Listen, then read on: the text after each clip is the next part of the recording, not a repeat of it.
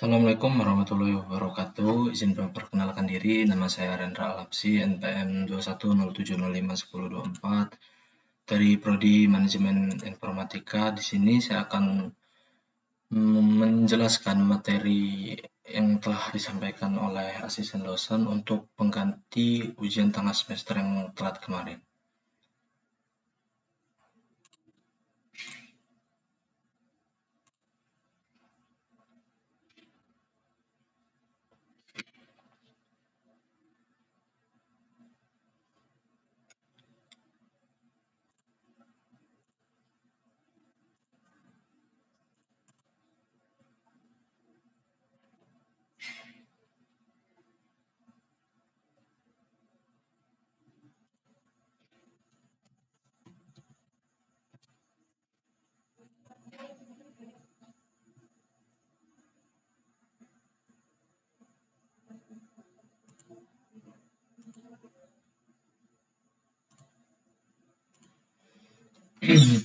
Ya, di pertemuan pertama di sini ada keamanan sistem informasi tentang etika dan hukum keamanan sistem informasi. Di sini ada kontrak kuliah, kehadiran, tugas, kuis, UTP, UAP. Etika. Etika kepercayaan tentang hal yang benar dan salah atau yang baik dan yang baik. Etika dalam SI dibahas pertama kali oleh Richard Mason tahun 1986 yang mencakup PA-PA, yaitu privasi, akurasi, properti, akses. Privasi, hal yang menyangkut hak individu untuk mempertahankan informasi pribadi dari pengaksesan oleh orang lain yang memang tidak diberi izin untuk melakukannya. Contoh kasus, junk mail, manajer pemasaran mengamati email bawahannya, penjual data akademis. Akurasi. Akurasi terhadap informasi merupakan faktor yang harus dipenuhi oleh sebuah sistem informasi. Ketidakakurasian informasi dapat mengganggu, merugikan, dan membahayakan. Contoh kasus, terhapusnya nomor keamanan sosial yang dialami oleh Edna Rismiller kasus kesalahan pendeteksi misil Amerika Serikat. Kemudian ada properti. Perlindungan terhadap hak properti yang sedang digalakan saat ini yaitu dikenal dengan sebutan HAKI atau hak atas kekayaan intelektual. HAKI biasa diatur melalui hak cipta atau copyright, paten, dan rahasia perdagangan atau trade secret. Hak cipta adalah hak yang dijamin oleh kekuatan hukum yang melarang penduplikasian kekayaan intelektual tanpa seizin pemegangnya. Hak seperti ini mudah untuk didapatkan dan diberikan pada pemegangnya selama masa hidup penciptanya plus 70 tahun. Paten merupakan bentuk perlindungan terhadap kekayaan intelektual yang paling sulit didapatkan karena hanya diberikan pada penemuan-penemuan inovatif dan sangat berguna. Pada paten memberikan perlindungan selama 20 tahun. Akses. Di sini ada fokus dari masalah akses adalah pada penyediaan akses untuk semua kalangan. Teknologi informasi diharapkan malah tidak menjadi halangan dalam melakukan pengaksesan terhadap informasi bagi kelompok tertentu, tetapi justru untuk mendukung pengaksesan untuk semua pihak. Keamanan sistem informasi. Keamanan merupakan faktor penting yang perlu diperhatikan dalam pengoperasian sistem informasi. Tujuannya adalah mencegah ancaman terhadap sistem serta untuk mendeteksi dan membetulkan akibat segala kerusakan sistem.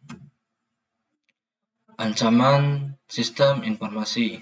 Ancaman terhadap sistem informasi dapat dibagi menjadi dua ancaman, yaitu ancaman aktif dan ancaman pasif. Ancaman aktif mencakup kecurangan dan kejahatan terhadap komputer. Ancaman pasif merupakan mencakup kegagalan sistem, kesalahan manusia, dan bencana alam. Nah, di sini ada contohnya. Bencana alam, contoh gempa bumi, banjir, kebakaran, perang. Kesalahan manusia, kesalahan pemasukan data, kesalahan penghapusan data, kesalahan operator. Kegagalan hardware, software. Contoh kegangguan listrik, kegagalan peralatan, kegagalan fungsi perangkat lunak. ancaman kecurangan dan kejahatan komputer, contoh penyelewengan aktivitas, penyalahgunaan kartu kredit, sabotase, pengaksesan oleh orang yang tidak berhak. Program yang jahat, contoh virus, cacing, bom waktu, dan lain-lain. Pentesting, metode yang umum digunakan oleh orang dalam melakukan penetrasi terhadap sistem berbasis komputer. Ada 6, yaitu pemanipulasian masukan, penggantian program, penggantian berkas secara langsung, pencurian data, sabotase, penyalahgunaan dan pencurian sumber daya komputasi. Teknik hacking, berbagai teknik yang digunakan untuk melakukan peretasan dalam suatu sistem. Denial of service. Teknik ini dilakukan dengan cara pembuatan permintaan yang sangat banyak terhadap suatu situs sistem sehingga sistem menjadi macet, dan kemudian dengan mencari kelemahan pada sistem SI, pelaku melakukan serangan terhadap sistem. Kemudian ada sniper. Teknik ini diimplementasikan dengan membuat program yang dapat melacak paket data seseorang ketika paket tersebut melintasi internet. Kemudian di sini ada spoofing, melakukan pemalsuan alamat email atau web dengan tujuan untuk melacak pemakai agar memasukkan informasi yang penting sehingga password atau nomor kartu kredit. Penggunaan kode jahat. Virus, program jahat yang menyebar dengan menyisipkan dirinya ke dalam file atau program lain dan menyebarkan ke komputer lain melalui file yang terinfeksi. Kemudian ada bom waktu, program jahat yang diatur untuk mengeksekusi aksi tertentu pada waktu tertentu yang telah ditentukan sebelumnya. Kemudian ada worm atau cacing, program jahat yang menyebar melalui jaringan atau internet tanpa membutuhkan interaksi pengguna. Kemudian ada Trojan horse. Teknik ini diimplementasikan dengan membuat program yang dapat melacakkan paket data seseorang ketika paket tersebut melintasi internet. Menjaga keamanan. Kontrol administratif, kontrol pengembangan dan pemeliharaan sistem, kontrol operasi, proteksi terhadap pusat secara fisik, kontrak perangkat, kontrol terhadap akses komputer, kontrol terhadap akses informasi, kontrol terhadap perlindungan terakhir, kontrol aplikasi. Ini untuk materi yang pertama.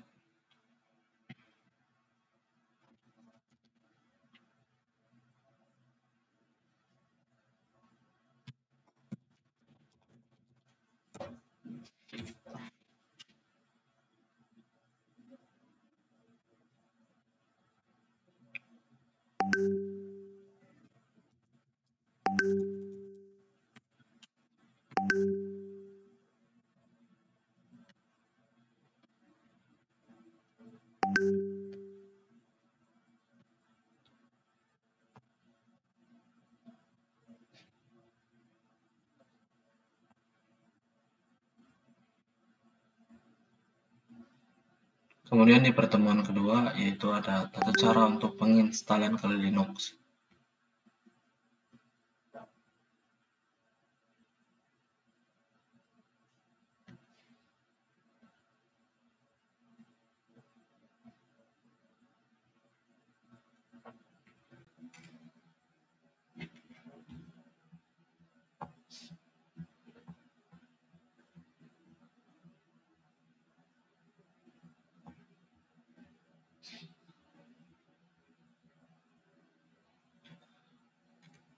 Instalasi Kali Linux, VirtualBox, dan firmware.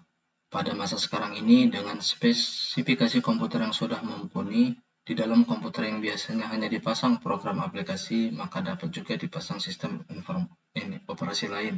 Untuk dapat melakukan hal ini, dibutuhkan suatu emulator seperti VirtualBox atau firmware. Secara umum, keduanya mempunyai fungsi yang sama, namun demikian tentu saja ada perbedaan signifikan pada masing-masing program. Keuntungan memasang VirtualBox atau firmware adalah tidak perlu ada rasa takut kehilangan data di hard disk karena salah melakukan partisi. Namun kelemahannya adalah jika spesifikasi komputer yang digunakan mendekati pas-pasan, penggunaan komputer serasa menjadi lebih lambat. Dengan adanya VirtualBox atau firmware ini, pengguna seolah-olah memiliki lebih dari satu komputer yang dapat saling terhubung.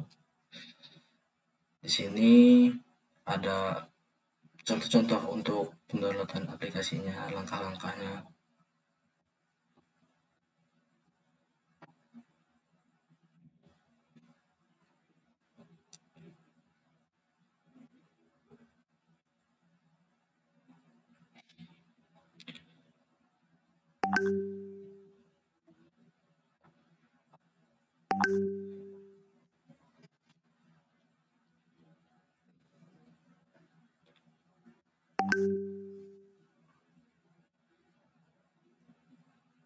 Kemudian di pertemuan 3 yaitu ada perintah dasar sistem informasi. Perintah konsol DOS, perintah-perintah ini dapat dijalankan dengan mengklik start run cmd. Kemudian ada cd digunakan untuk pindah direktori aktif. Kemudian ada tab digunakan untuk melihat isi suatu berkas. Kemudian ada dir digunakan untuk melihat isi penyimpanan. Kemudian ada ifconfig, perintah ifconfig digunakan untuk mengetahui nomor IP dari komputer yang sedang digunakan. Kemudian ada perintah konsol Linux. Perintah-perintah ini dapat dijalankan dengan mengklik lambang konsol di desktop. Kemudian ada cd digunakan untuk pindah direktori aktif. Kemudian ada chat digunakan untuk melihat suatu berkas. Kemudian ada dir digunakan untuk melihat isi penyimpanan. Kemudian ada fin untuk mencari suatu berkas. Sini ada berikut contoh-contoh yang dapat diimplementasikan di dalam Kali Linux.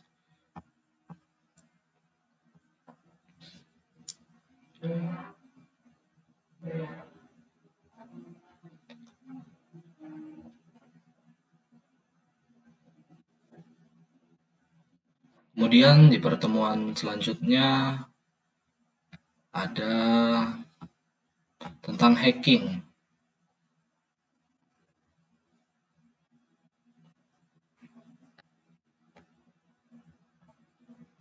Dalam kasus ini sebenarnya yang hacking bukanlah Facebook, akan tetapi pengguna Facebook. Nah, di sini ada berikut contohnya. Ini contoh untuk hackingnya, bukan yang asli. Contoh kayak gini kalau yang palsu. Urutan proses dalam hacking Facebook ini adalah menyalin suatu situs yang penggunanya menjadi target, kemudian memancing target untuk mengunjungi situs, kemudian target mengisi username dan password, sistem merekam data user dan password, mengarahkan pemakai ke sistem yang sebenarnya. Kemudian rincian proses pada Kali Linux dapat dilihat pada menu-menu berikut. Di sini ada eksploitasi tool, social engineering toolkit, social engineering attack, website attack vector, type mail attack method, set cloner, isi IP komputer lokal, masukkan URL situs yang akan disalin. Setelah ini, hasil yang salinan dicek sesuai dengan model yang digunakan. Penyelesaian. Kemudian di sini kita balik lagi ke sini. Kemudian di sini ada materi tentang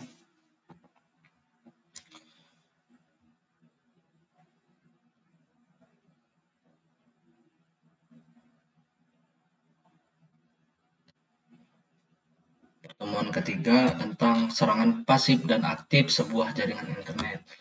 Serangan pasif adalah serangan di mana penyerang melakukan penyadapan yang tidak sah, hanya memantau transmisi atau pengumpulan informasi yang tidak membuat perubahan apapun pada data atau sistem. Serangan ini tidak membahayakan terhadap sebuah sistem jaringan. Jenis jaringan ini tidak menyebabkan hilangnya sumber daya dalam sebuah jaringan maupun menyebabkan kerusakan terhadap sebuah sistem jaringan yang diserang menggunakan jenis jaringan ini. Sumber daya yang terdapat dalam sistem jaringan diantaranya berupa data, bandwidth jaringan, printer, memori dalam sebuah komputer, unit pengolahan, prosesor, dan masih banyak lagi. Jenis serangan pasif, di sini ada release of message content atau pelepasan isi pesan. Serangan yang bertujuan untuk mendapatkan informasi yang dikirimkan baik melalui percakapan, telepon, email, ataupun transfer file dalam jaringan. Kemudian di sini ada traffic analisis, serangan yang dilakukan dengan mengambil informasi yang telah diberikan proteksi, misalnya inskripsi dan dikirim mendapat dalam jaringan, kemudian mencoba menganalisa sistem proteksi informasi tersebut untuk kemudian dapat memecahkan sistem proteksi informasi tersebut. Contoh, menguping, menyerang, memonitor transmisi isi pesan. Sebuah contoh dari ini adalah seseorang mendengarkan transmisi pada LAN antara dua workstation atau mencari frekuensi transmisi antara handset wireless dan base station. Analisis lalu lintas, penyerang dengan cara yang lebih tak terlihat mendapatkan intelijen dengan memonitor transmisi mengenai pola komunikasi. Banyak informasi yang dibawa pada aliran pesan antara pihak-pihak yang berkomunikasi. Serangan aktif adalah di mana penyerang mencoba mengubah informasi, membuat pesan palsu. Pencegahan serangan ini cukup sulit karena berbagai potensi kerentanan fisik, jaringan, dan perangkat lunak. Jenis jaringan ini lebih bahaya pada serangan pasif. Serangan aktif sulit untuk dicegah karena untuk melakukan dibutuhkan perlindungan fisik untuk semua fasilitas komunikasi dan jalurnya setiap saat.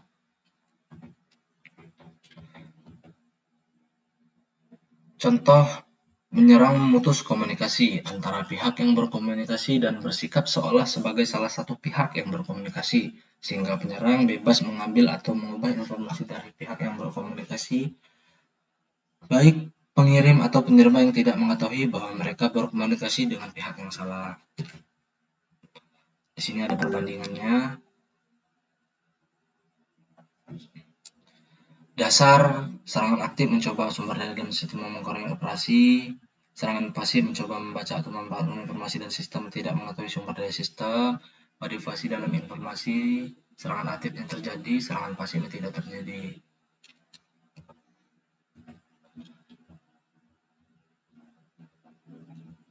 Berikutnya adalah materi pertemuan keempat tentang kriptografi simetris. Kriptografi simetris, enskripsi dan deskripsi. Enskripsi adalah metode di mana data dikodekan sedemikian rupa sehingga keamanan informasi tetap terjaga dan tidak dapat dibaca. Kita mengetahui kode untuk membukanya.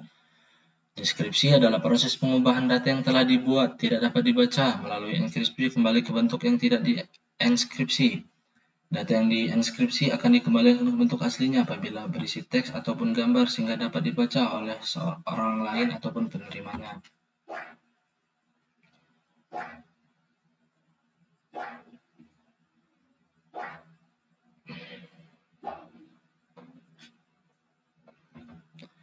Kriptografi simetris. Algoritma simetris atau disebut juga algoritma kriptografi konvensional adalah algoritma yang menggunakan kunci yang sama untuk proses enkripsi dan deskripsi. Algoritma kriptografi simetris dibagi menjadi dua, yaitu algoritma aliran stream chippers dan algoritma block chippers. Contoh algoritma kunci simetris adalah DES, data enkripsi standar, Blobfish, Topfish, MERS, ideal, atau 3DES diaplikasikan 3 kali, AS atau Advanced Encryption Standard yang bernama asli Rigidale. Di sini ada kelebihan dan kekurangannya. Kelebihannya kecepatan yang tinggi, efektif dalam enkripsi data besar, kemudian keamanan yang kuat,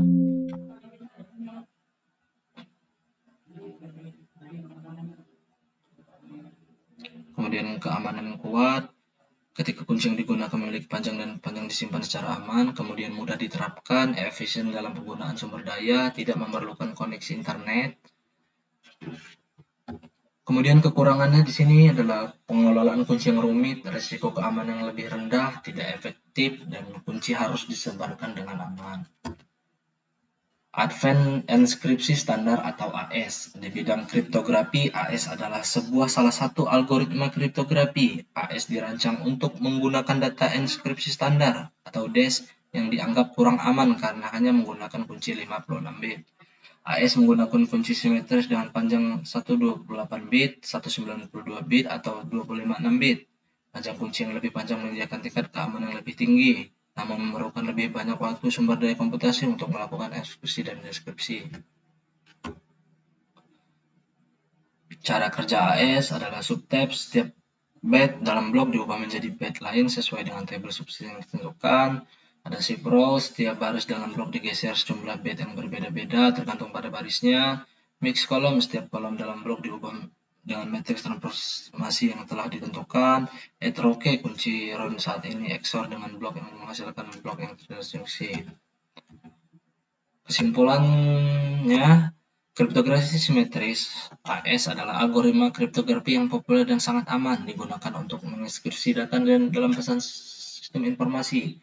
AES menggunakan satu kunci rahasia yang sama untuk melakukan enkripsi dan deskripsi pesan dan memiliki proses deskripsi yang kompleks dan terstruktur dan baik. Untuk pertemuan 4, kemudian di sini ada pertemuan 5.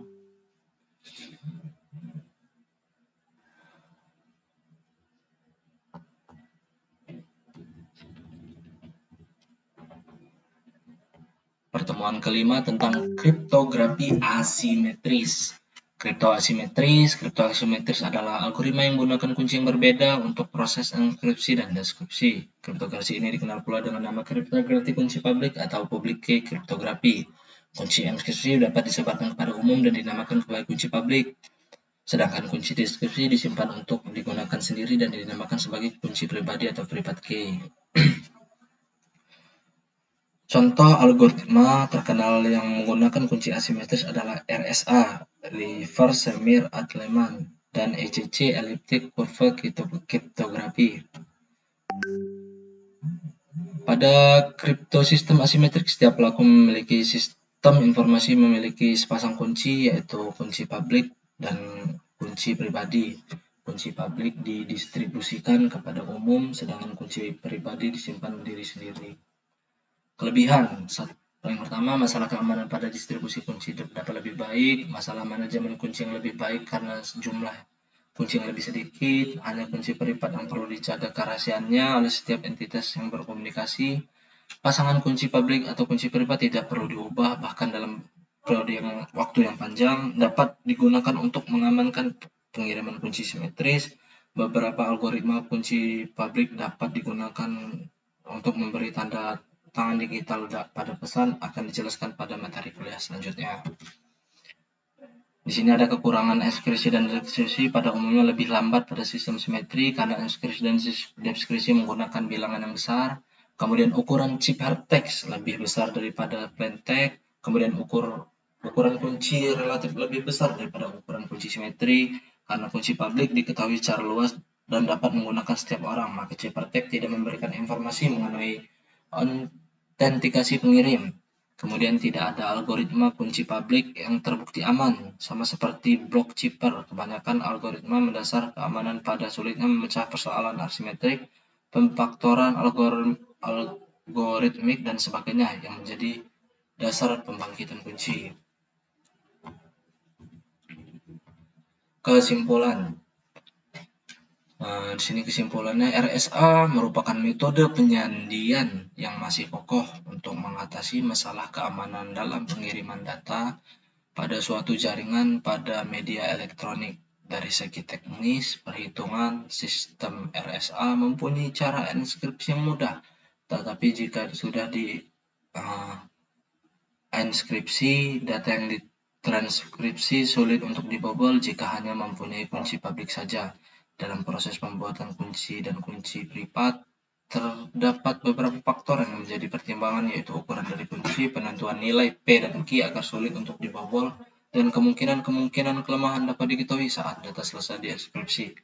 RSA dapat ditemukan pada sistem autentikasi data dan pembuatan tanda tangan digital pada komputer. Pada tingkat perangkat keras, RSA banyak digunakan pada telepon yang mempunyai sistem pengamanan dari penyadapan kartu jaringan Ethernet pada waktu cerdas. Demikian untuk pertemuan kelima. Di sini ada pertemuan ke-6.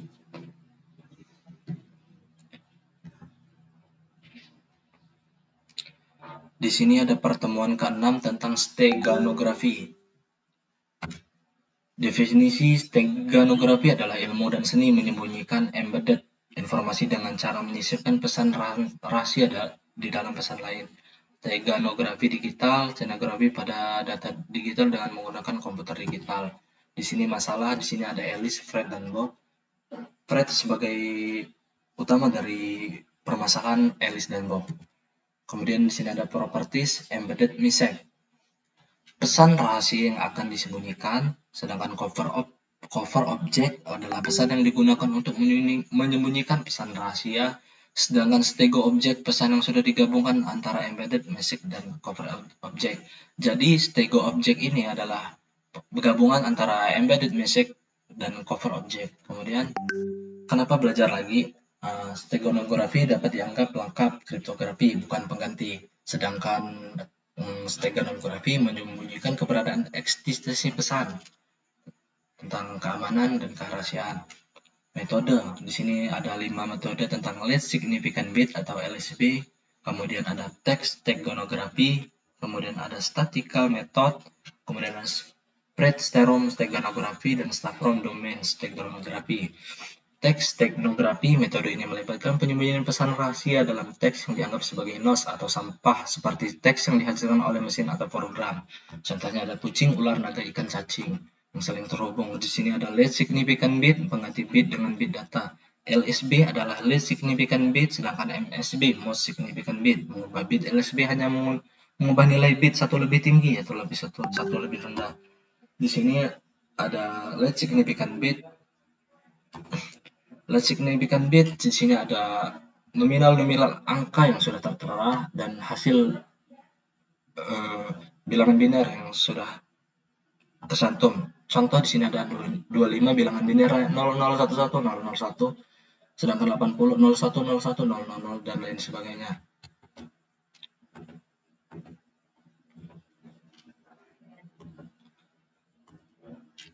Terima kasih. Ini saja yang dapat saya sampaikan pertemuan materi, menjelaskan materi atau menyampaikan materi dari pertemuan 1 hingga ke-7.